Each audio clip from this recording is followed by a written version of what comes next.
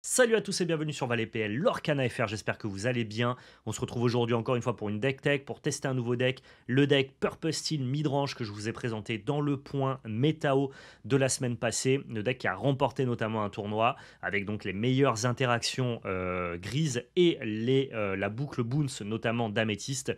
Donc je pense que c'est un deck qui va plutôt bien se positionner pour aller grinder les contrôles avec la base value, pioche, boons d'Améthyste et qui va bien se comporter contre les decks aggro, avec notamment tout ce qui est fait clochette et les anti-bêtes de la couleur style. Avant toute chose, n'hésitez pas à anticiper la confiance, laissez votre meilleur pouce bleu, partagez la vidéo autour de vous, si jamais vous avez des groupes de joueurs et tout, dites-leur que voilà, il y a des gens qui créent du contenu sur internet sur l'Orcana, ça nous aide énormément, abonnez-vous aussi, et je place un gros big up à notre sponsor qui va nous suivre pendant toute l'année 2024, Ultimate Guard. Vous avez un lien d'affilié dans la description. Dès lors que vous voulez protéger vos cartes, acheter un tapis de jeu, acheter des deckbox, tout l'utilitaire utile pour jouer à des TCG, eh bien vous pouvez trouver votre bonheur sur Ultimate Guard. Et si vous passez par le lien, eh ben ça nous soutient. Donc voilà, merci énormément. Hop. Tac, tac, tac. Voilà. On va passer maintenant à la présentation de la decklist Purple Steel. Alors j'ai repris la base de la personne qui avait gagné le tournoi et j'ai vite fait modifier 2-3 ratios, notamment pour implémenter des Captain Hook. Au-delà d'avoir un peu plus de gestion en early game, ça permet aussi d'avoir plus facilement Madame Mime up très rapidement dans la partie. Là où dans sa liste avec seulement 4 drop 1, j'avais l'impression qu'on allait manquer peut-être de possibilités de Madame Mime autour d'eux. Le reste, c'est donc du coup le meilleur des cartes grises avec la Beast, la boucle Tinkerbell et les bonnes chansons qui permettent d'aller gérer le board adverse, tout en implémentant les meilleures cartes améthystes. La nouvelle trouvaille Ursula, qui est un peu la carte déterminante du format pour retarder le lore adverse, et notamment contrebalancer les effets puissants de Merlingoth. Merlingoth aka Merlin Chèvre. Et puis voilà, après la boucle Boons, Madame Mime Merlin, Maléficiente avec Friends on the Other Side. Là, classique en fait, ce deck là c'est un classique.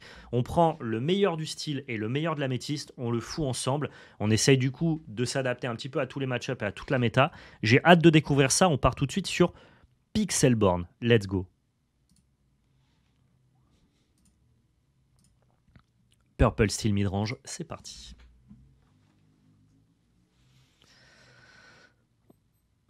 As-tu des nouvelles du jeu de PL? A-t-il besoin d'une aide financière du style d'un don? Je ne sais pas, Doomsley, aucune idée. Je sais qu'ils continuent à développer ça dans leur coin. Ils passent, plutôt que passer par un financement pour faire eux-mêmes leur jeu, ils voudraient passer par un éditeur. Et donc, dans ce cas-là, ça demande de faire pas mal d'allers-retours pour corriger, modifier, actualiser ton jeu afin qu'un éditeur, du coup, s'en occupe. Donc, je pense qu'il vaut mieux que tu le poses la question directement, Doomsley. Mais j'avoue que je suis pas au cœur du projet, donc j'en entends un peu plus ou moins parler. Mais c'est vrai que moi, je suis pas très jeu de société, j'y connais pas grand-chose, donc je suis au courant de loin, si tu veux, Doomsley. On va garder ce Captain Crochet. On va garder probablement juste Maléfique et Friends on the Other Side.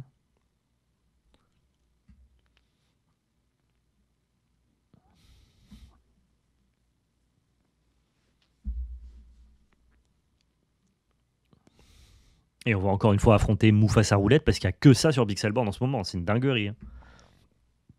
Pardonnez-moi.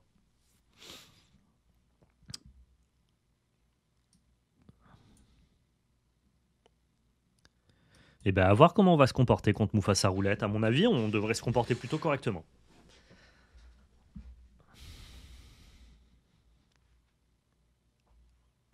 Ouais, c'est ça, Daigohana. Pour gagner avec l'Orcana, il faut récupérer du lore. Tes personnages peuvent produire du lore ou alors attaquer les autres personnages, c'est à toi de choisir.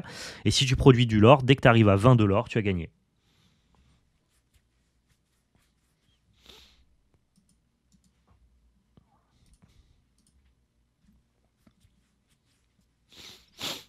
C'est le but, le concept. C'est comme ça que ça fonctionne. En fait, t'attaques pas les points de vie de ton adversaire, tu vas chercher du lore toi-même. C'est une autre mécanique de jeu. On va l'empêcher de shifter, hein. On va juste l'empêcher de shifter. Ici, on prend le trade. Ça ne mange pas de pain. Le pain ne sera pas mangé.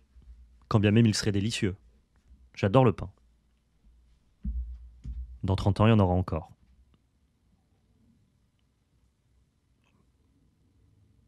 Mergotel. Eh ben, c'est dingue, hein. 4 sur 4, je crois. Non, on a fait 3 Mufasa roulette et un rubis saphir, cela dit. C'est vrai, il y en a eu un.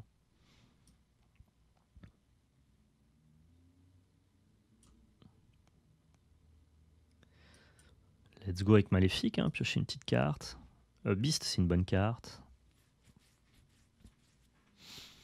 Et on va passer. Je t'ai damé le pion, Orion. Désolé.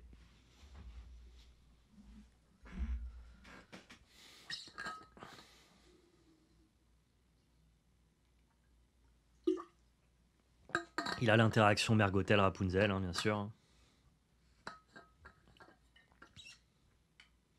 Ouais, t'as d'autres moyens alternatifs de gagner, Daigo, notamment avec le fait de vider la bibliothèque de l'adversaire. C'était assez déterminant au chapitre 1, beaucoup moins au chapitre 2, parce que les games sont moins grindy.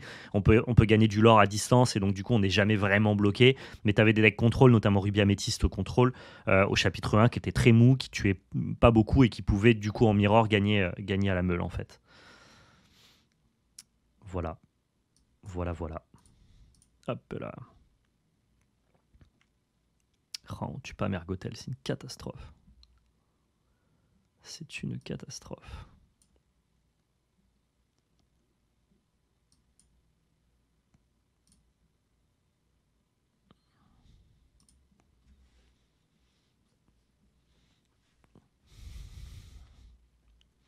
Il y aura probablement aussi des conditions de victoire liées à des textes de cartes, mais plus tard, je pense, Daigoana, c'est ça, c'est une liberté du game design d'implémenter ça plus tard dans leur jeu, mais c'est pas encore le cas pour l'instant.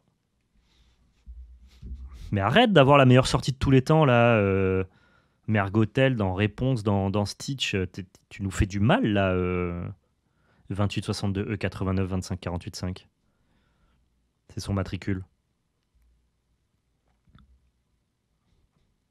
Et il nous démolit, c'est too much. Que puis-je faire, moi, face à ça?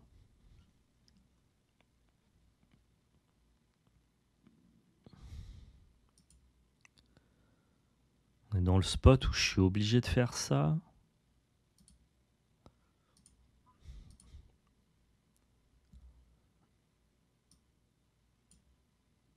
On va ancrer notre ami la Beast et on va jouer notre propre Beast. On est tellement en retard sur le lore, c'est une dinguerie. C'est vrai que lui, il s'altère, on n'y pense jamais, mais il s'altère. Et le tour d'après, on va essayer de chanter un tuon la bête, into en Isma pour redresser le board, mais on est déjà très en retard.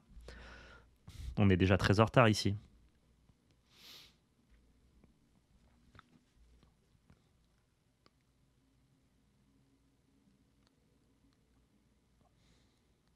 Ouais, puis il ne s'arrête pas, hein. C'est staple sur staple, c'est vraiment la sortie Stitch dans Gothel, dans Réponse, dans Evolve Stitch, dans Mufasa. T'es là en mode waouh!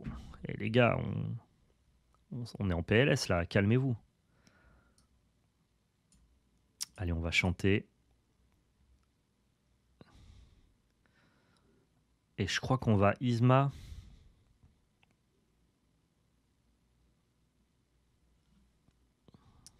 Isma, ça lui fait piocher des cartes, c'est pas forcément ouf, mais au moins ça réduit son board.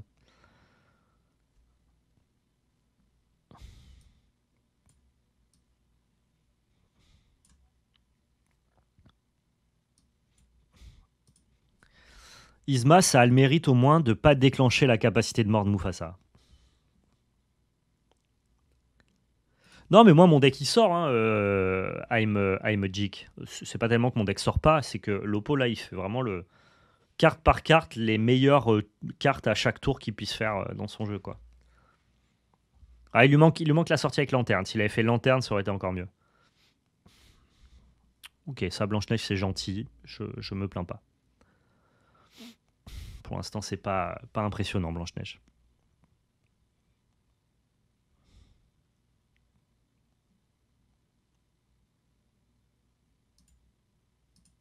On va gérer ça.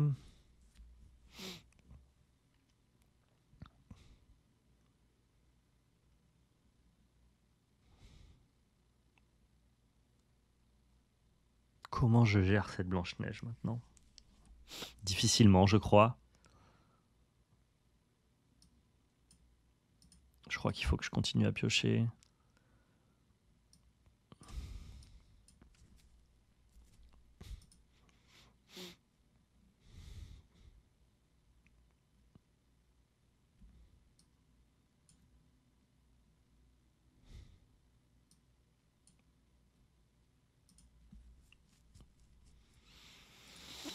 Ok, il regagne combien? 2 de l'or et il peut récupérer quoi? Un personnage, n'importe quel personnage. Ah ouais, donc il peut récupérer aussi un Mufasa, quoi. Ça va que nous, on l'a remis dans son deck, mais il aurait pu. Ah, j'ai une oreille qui s'est bouchée, c'est très très désagréable. Je pense que vous connaissez cette sensation-là. Pas la meilleure, hein.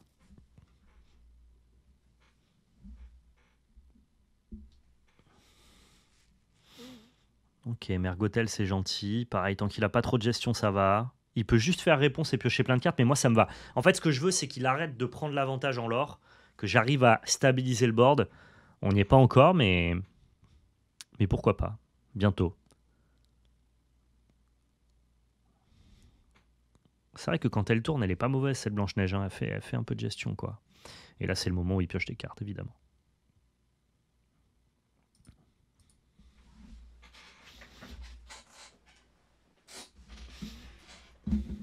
Quand son deck fait ça, c'est dur. C'est très très méchant.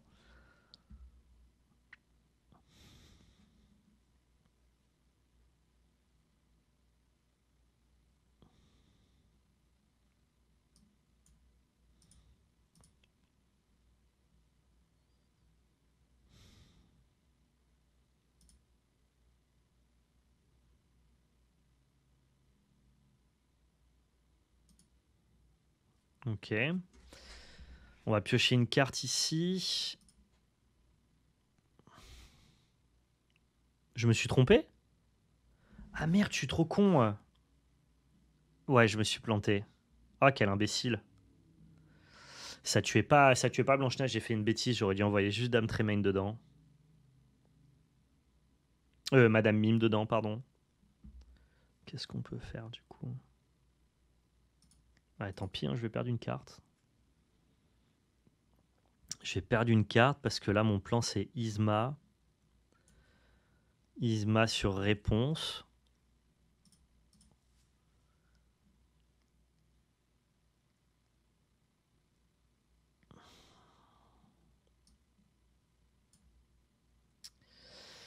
Et une carte pour aller gérer un peu. Là, pareil, on a enlevé un peu sa capacité à lorer, mais on est qu'en réaction, quoi. On est qu'en réaction, c'est lui qui mène la danse, il a plein de cartes en main, il est capable de repeupler le board facilement, c'est dur, c'est très très dur.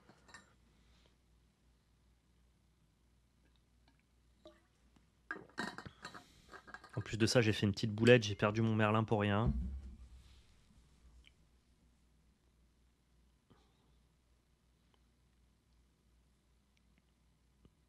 Bah, à Magic, quand tu dis que tu peux tuer à l'ennui, finalement, c'est que tu vas tuer à la meule. Il n'y a pas vraiment Tu peux pas gagner à l'ennui, quoi. Si ton oppo il concède pas, faut quand même avoir un moyen de mettre fin à la partie, hein, finalement. Je sais pas pourquoi ils jouent tous Scar, je trouve pas la carte exceptionnelle, mais fine. Enfin, tant mieux si les gens la jouent, du coup. Je la trouve pas très très bien.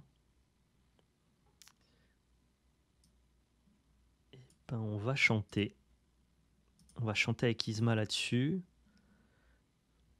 On va aller trader Dame Tremaine. Et on va jouer Ursula pour retarder du coup son lore. Et ça, c'est pas trop mal.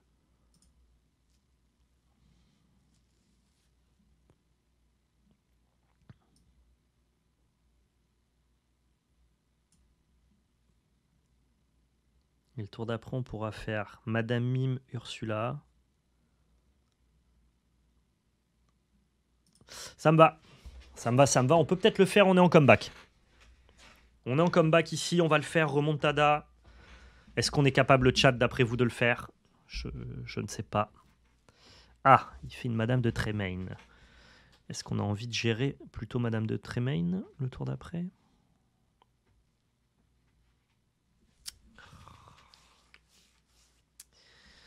Quel enfer. Si on fait Isma, on continue à le faire piocher, c'est naze, non? Ok, à tour d'après, je peux faire 2. Je prends Isma. Isma, je joue ça.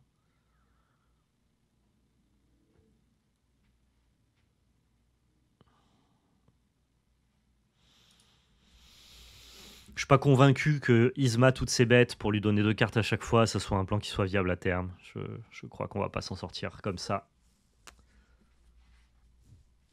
Je crois qu'on va pas s'en sortir tout court, mais mais c'est possible. Fais clochette, ça met 1 à tout le monde. Tu chantes avec Ursula, ça met 2 à tout le monde. Ouais.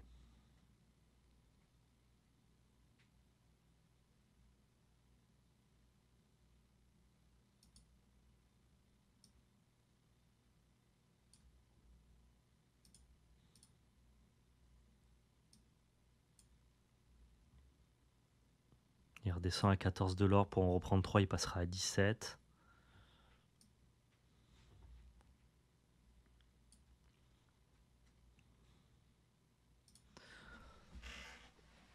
En fait, comme il a fait une sortie qui était très très pressurisante et qu'il a cumulé énormément de l'or avant qu'on arrive à stabiliser, là on se retrouve dans le spot où c'est très difficile de gérer à la fois le board de l'oppo tout en étant capable, nous, de marquer du lore. Et j'ai l'impression que même si on gère, factuellement, vu que je peux pas taper dans les bêtes qui, elles, n'ont pas déjà loré, il y a un moment où il va arriver au 20 de l'or, quoi. Et on va pas pouvoir y faire grand-chose.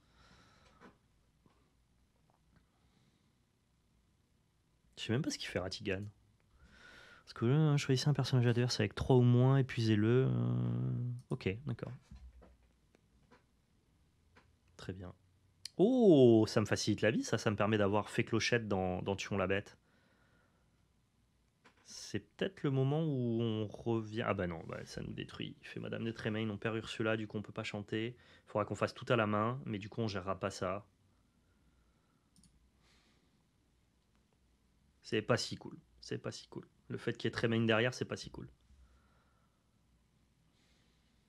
On n'est pas mort, hein, mais c'est dur.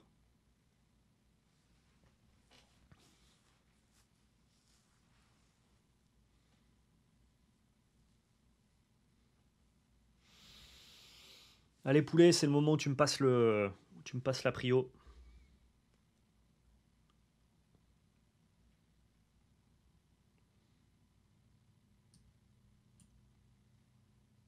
Faudrait qu'on puisse. En fait, tu peux pas gagner des PV, tu peux enlever du lore à ton oppo. Finalement, c'est Ursula qui fait ça, quoi. Ouais.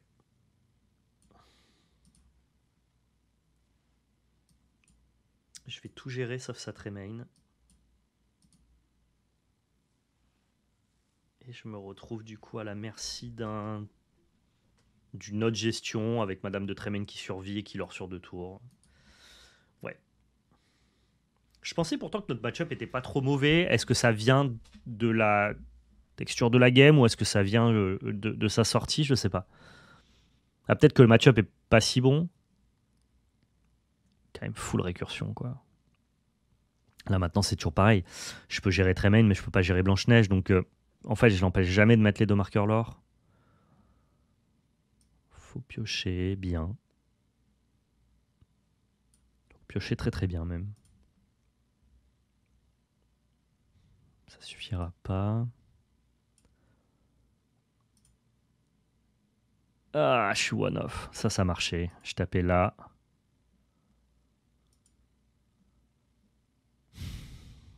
Je pouvais rediriger 2 dégâts ici, mais ça un peu osef. Et je peux pas gérer Blanche-Neige ici.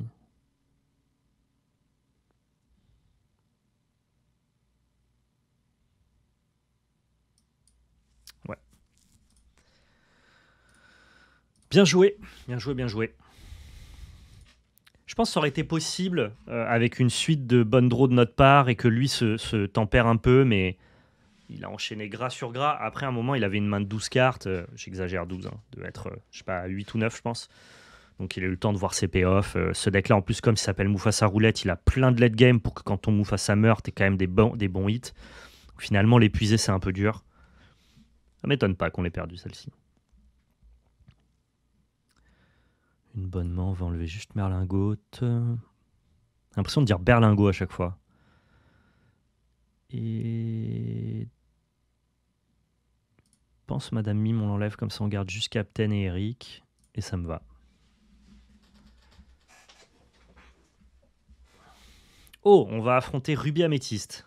Ça fait un bail. Ça fait un bail qu'on l'avait pas vu. J'ai hâte de voir ce que ça peut donner contre lui, notre deck.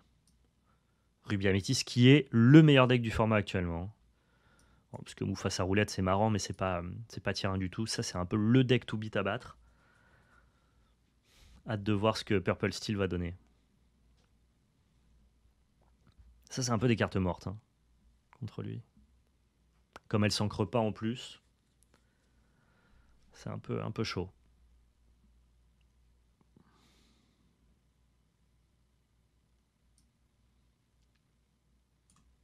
Ok. Je peux prendre un lore avec mon petit Captain Crochet, vu qu'il a pas tellement envie d'attaquer avec son Olaf. Ça va aller. C'est vraiment les débuts d'un TCG. Hein. On joue des cartes Vanilla. Hein. Pour ceux qui savent pas ce que c'est, qui regardent que du Lorcana, cartes Vanilla, c'est des cartes qui n'ont pas de texte. Elles sont là juste pour leurs statistiques. Et genre à Magic, c'est impensable de jouer des Vanilla. Maintenant. Mais au début d'un TCG, bah, ça se fait quoi. C'est amusant.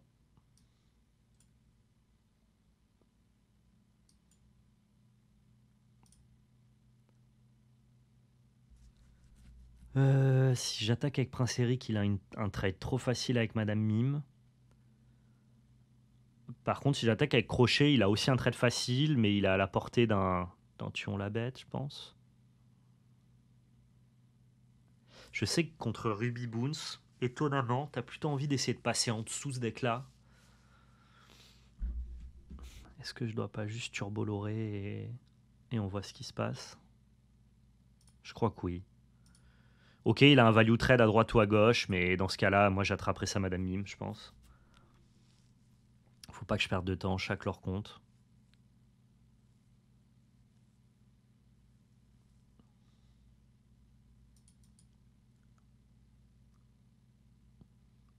Ils sont pas faciles ces games à jouer. Lorcana, c'est beaucoup de macros, donc beaucoup d'anticipation de ce que peut faire l'oppo. Comme tu joues vraiment au tour par tour, tu as un côté, tu as une dynamique un peu échec. Ça ressemble beaucoup à Pokémon TCG pour ceux qui connaissent. Et quand tu découvres du coup un nouveau deck et donc notamment un nouveau match-up, puisque si tu connais pas le deck que tu joues, tu sais pas exactement comment il se comporte contre l'oppo. C'est vraiment des patterns de play qui sont à terme répétitifs quand tu joues compétitivement et que tu connais bien. Où tu sais si tu dois trade ou plutôt lorer ou plutôt ne rien faire et tout. Mais du coup, quand tu prends en main pour la première fois, ce qui est le concept de la plupart des vidéos que je tourne, à part quand je joue Amber Silsong et Ruby Boots Amethyst, qui sont des decks que je joue IRL, bah, du coup, tu as vraiment cette sensation de alors, qu'est-ce que je dois faire autour de quoi je dois tourner, quelle anticipation je dois avoir. C'est intéressant et à la fois assez difficile, quoi. On va trade ici. Genre, est-ce que je dois trader son board? Est-ce que je dois accumuler du lore rapidement? Et en fait, c'est un plan. Ouais, c'est ça, c'est un plan. C'est une vision d'ensemble du match-up. Comment tu dois te comporter. Beaucoup de macros, alors que finalement, des plays techniques, il y en a pas des masses quoi, dans le jeu. C'est pas trop un jeu de play technique, Lorcana. Pas un jeu de micro, en fait. Ça me va s'il a plein de petits kimchi qu'on pourra tuer avec Tuon la Bête. Hein.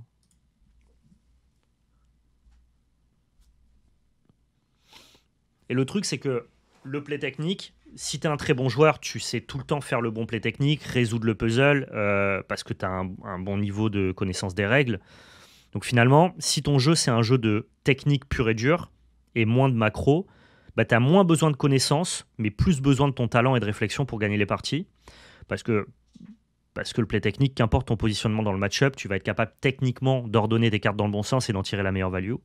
Par contre, quand ton jeu est un jeu de macro, et ben à l'inverse, c'est pas tant ton niveau de joueur qui fait la différence, même si ça rentre en compte, mais ton niveau de connaissance du méta, du nombre de fois où tu as fait le match-up, de quelle manière tu appréhendes le plan d'ensemble de ta partie.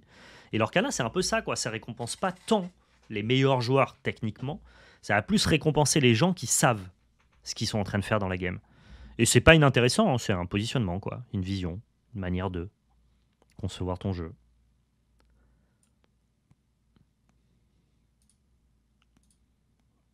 En tout cas, pour l'instant, c'est un peu le cas. C'est comme ça que je vois le jeu.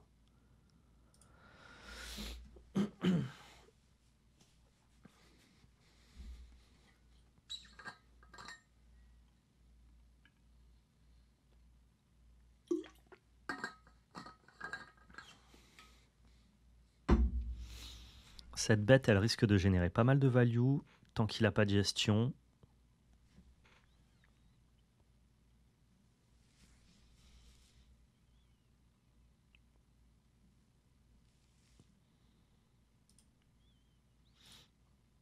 Il joue une version un peu early game parce que maintenant le fou c'est plus qu'en synergie avec Arthur et c'est dans les versions Boon Sagro, les versions plus midrange joue ni Arthur ni le fou.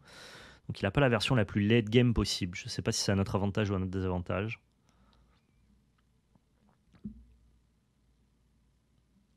À voir. En tout cas, le fait de chanter gratuitement avec notre beast, ça c'est plutôt à notre avantage, il n'y a pas de galère. Et surtout, on a rentabilisé une carte qui est nulle contre lui, donc non, franchement, là on est plutôt bueno. Tout va bien.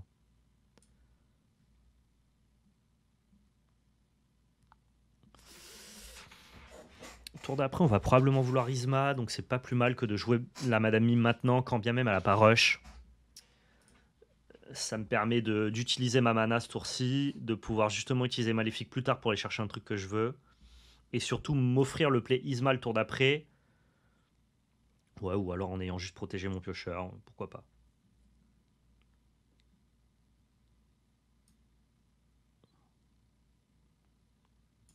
On va juste faire clochette.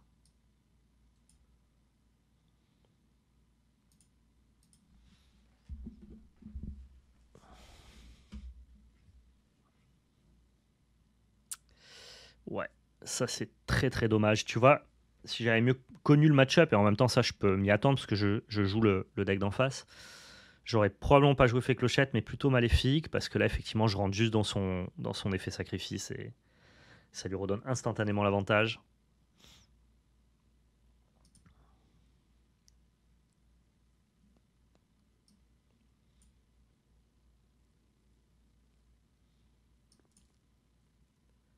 J'ai pas trop envie d'Isma ce truc.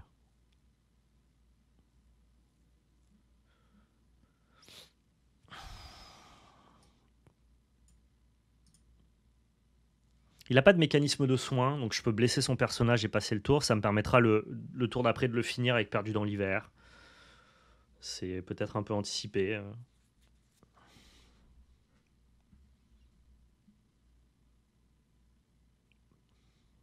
Ok. Et il peut récupérer sa Tremaine ici. Bon, de toute façon, j'en aurais pas fait mieux de cette carte qui était bloquée en main.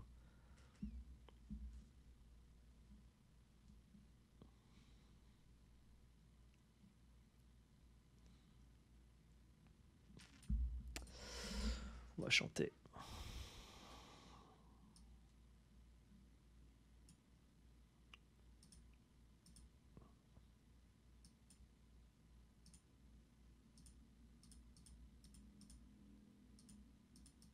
On veut pas jouer ça.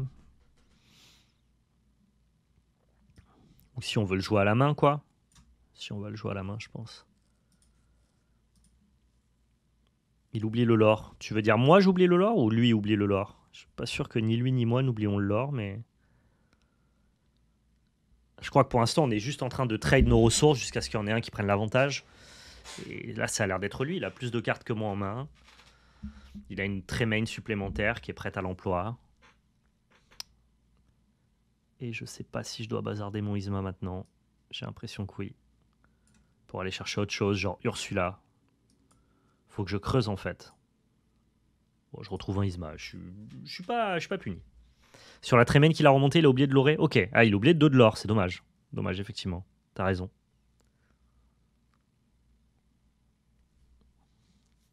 Il est dur à jouer ce deck Purple Steel. En tout cas, tu as beaucoup de phases de décision qui sont un peu pointues, quoi.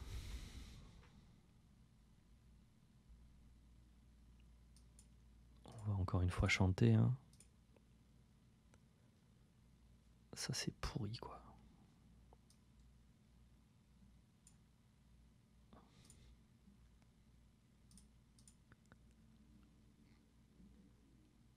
Ah, je pioche vraiment que du caca, please. Faites un effort, sans déconner, le jeu.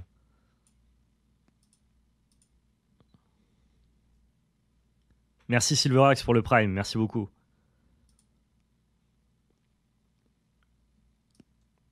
C'est une dinguerie, on pioche super mal.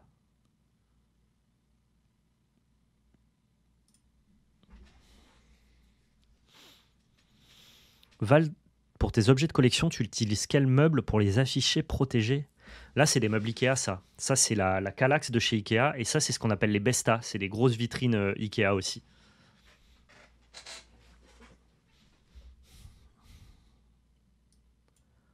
Ok. On va juste commit tout le board. Hein, après l'antibet de masse.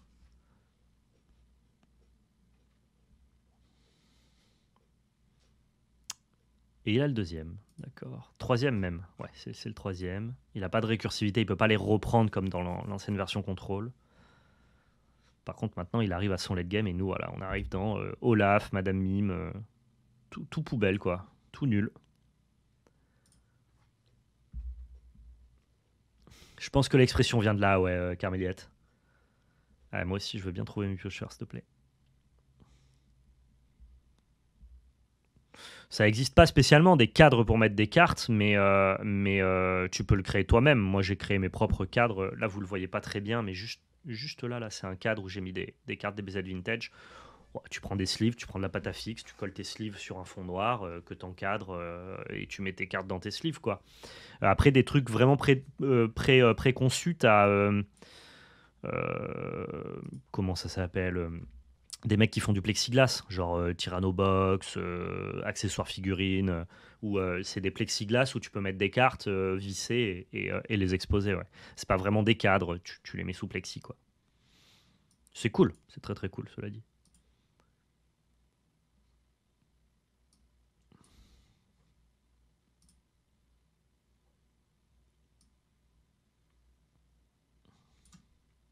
Je commence à refaire un peu de value là, ça fait plaisir.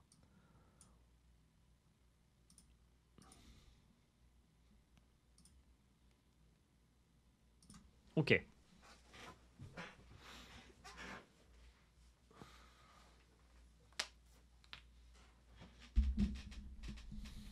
Time tray main, c'est Madame Mime qui saute, obviously. Sauf qu'il peut me refaire Arthur, Dame de tray main, c'est un peu relou. Peut-être que j'aurais dû garder. Je suis bête, j'aurais dû garder la 3-3 pour les taper dans Arthur.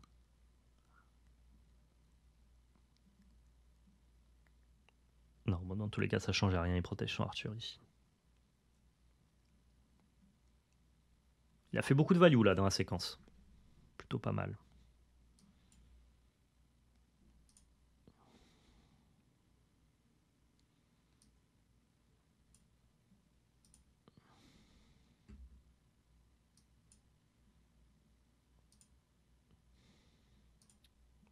Ah, voilà, ça c'est une carte qui peut nous être très utile, Ursula. Ça fait partie des cartes qui, avec des Madame Mime, vont nous permettre de retarder un petit peu le lore qu'il a pris en termes d'avance. Cela dit, dans sa version, il peut jouer lui-même les Ursula et compenser ça, et c'est là où ça deviendra un peu plus complexe. Là, normalement, il fait le quatrième Soyez prête en 30 cartes. Ah, ça, je t'avoue que j'ai pas tourné autour. C'est gratuit, ouais. Là, c'est un jeu qui est gratuit. Steffler Pixelborn. C'est même pas comme sur Magic Arena, c'est juste gratuit, quoi. Il a encore une Dame de Tremaine, ça on le sait. Ce qui va nous pousser du coup à faire un Merlin pour protéger notre Ursula. Et on passe. Par contre là, nous on pioche que les cartes qui sont inactives contre lui, c'est un peu relou. Il va faire Tremaine, je pète Merlin, je bounce avec Arthur et je la rejoue. Ouais. C'est un peu complexe. J'avais pas vu qu'il montait à 12 de l'or.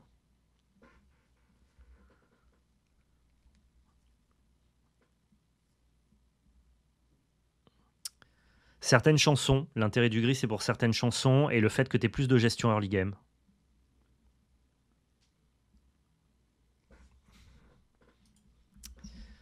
Ouais. Je crois qu'on va juste double tuon la bête ici pour reprendre l'avantage. C'est pas horrible encore, hein. C'est pas horrible là comme pattern de play. Ça vous paraît horrible comme ça, mais le fait de rentabiliser ces cartes là c'est quand même pas mal.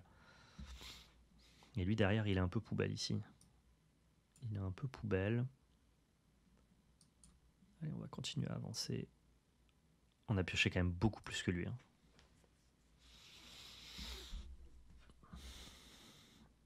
Il a rien à faire. Intéressant. Et surtout, il a plus d'anti-bet de masse, et ça, nous, on le sait. On va pas s'en priver pour jouer là-dessus. Ok. Peut-être qu'on a réussi à le grinder, hein. Pas impossible. Ah voilà, maintenant, il faut l'empêcher d'aller atteindre les derniers de l'or, les derniers coups de l'or. Pas être évident, cette histoire. Il va falloir trouver de la gestion.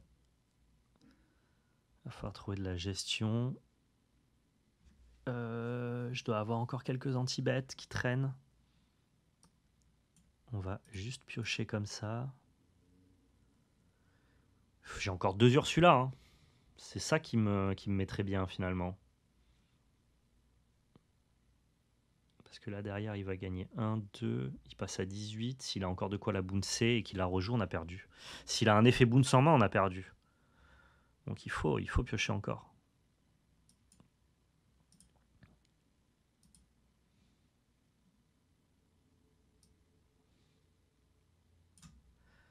Super. Super.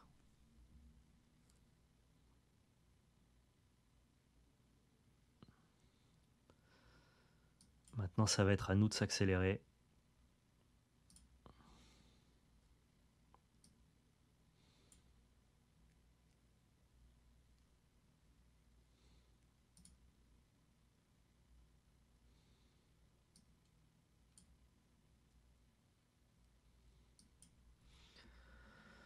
Il a plus d'anti-bet de masse, donc je peux me commit. Il n'y a pas d'over-commit, il n'y a pas de risque de rentabiliser un soyez prête. Il a passé les 4. Maintenant, moi, ce que je veux pas, c'est qu'il trouve des moyens de l'orer à distance, donc notamment avec la GOAT. S'il n'a pas la GOAT, on a gagné ici. Salut Midazo, bienvenue à toi. Normalement, nous, on a les 9 de l'or ici. Il va le faire sur lui-même pour piocher. S'il trouve un Merlin GOAT, ça va. On est encore vivant. Mais s'il trouve Merlin GOAT plus, comment elle s'appelle, plus Madame Mime, c'est 1 de l'or, plus 1 de l'or quand il quitte le champ de bataille et il a gagné. Ouais, moi j'ai assez avec le spellbook. J'ai plus 8, plus 1. Donc s'il gère pas mon board, c'est bon.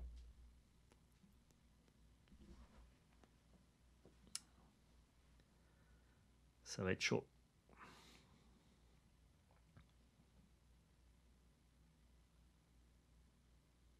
Les qualités de l'Orcana par rapport à Magic, c'est que c'est frais, c'est fun, c'est nouveau, c'est accessible, plus accessible. C'est le texte des cartes qui fait la saveur du jeu. Finalement, le gameplay est très proche de ce que tu trouves sur Magic, mais avec plus de, comme je disais, de macro que de micro en termes de décision, parce que le jeu est encore jeune. Mais c'est un bon jeu, il est fun, ouais, tu te détends bien, quoi. C'est cool. Ok, écoute, j'ai l'impression que ça se passe plutôt bien, là, c'est perdu, non? Ah non, c'est pas perdu, parce qu'il peut venir trader ma bête. D'accord.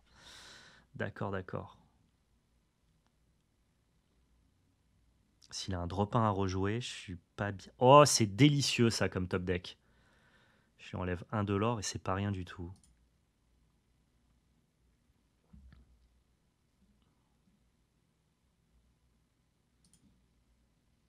Comment il me met 3 derrière? Pareil, encore une fois, avec l'interaction... avec l'interaction de la chèvre qu'il peut retrouver. T'as entendu parler de nous par qui, Midazo, ça m'intéresse.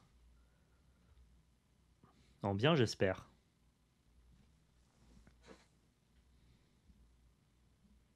Tu as win, là? J'ai peut-être win avec Merlin Chèvre, peut-être, t'as raison. Bien sûr que j'ai win. J'ai win avec la chèvre, je cherchais le meilleur puzzle, mais il était sous mes yeux.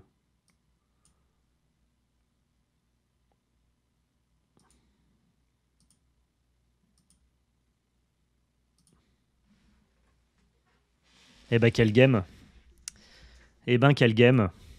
On a battu en plus le meilleur jeu du format, c'était assez stylé.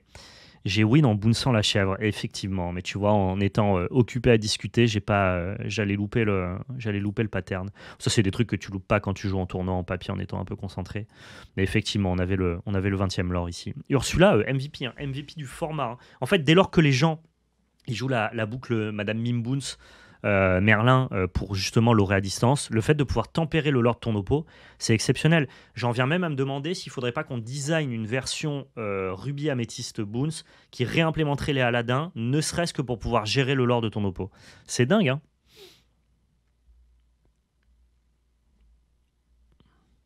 Ouais, je comprends bien Midazo, effectivement, oui. Nous, on a eu pas mal de gens qui consommaient d'abord du Magic, qui ensuite ont transité vers notre contenu.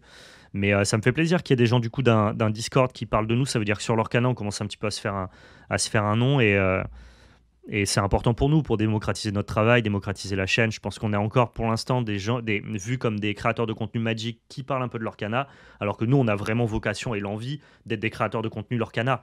Toujours créateurs de contenu Magic, mais aussi créateurs de contenu sur leur cana, avoir enfin, faire des choses spéciales dédiées à l'Orcana. On a une chaîne dédiée à ça. Et c'est vrai que pour l'instant, j'ai l'impression que la plupart des gens nous connaissent pour Magic et vont voir du Lorcana. Je ne sais pas s'il y a beaucoup de gens qui connaissent spécifiquement que l'Orcana. J'ai eu mes premières rencontres, là, j'ai fait un tournoi il y a 2 semaines, où justement quelqu'un me disait m'avoir connu spécifiquement pour l'Orcana. Et ça fait plaisir. On travaille aussi sur ce TCG-là à justement se démocratiser, croître et essayer de faire les trucs les plus cool possibles, quoi. Prenez soin de vous, passez d'excellentes fêtes, un joyeux Noël à tous, un joyeux Nouvel An. On se retrouve début janvier pour une année 2024 de folie. Merci énormément. Et surtout, n'oubliez pas, c'était de la belle magie. Ciao tout le monde, à plus.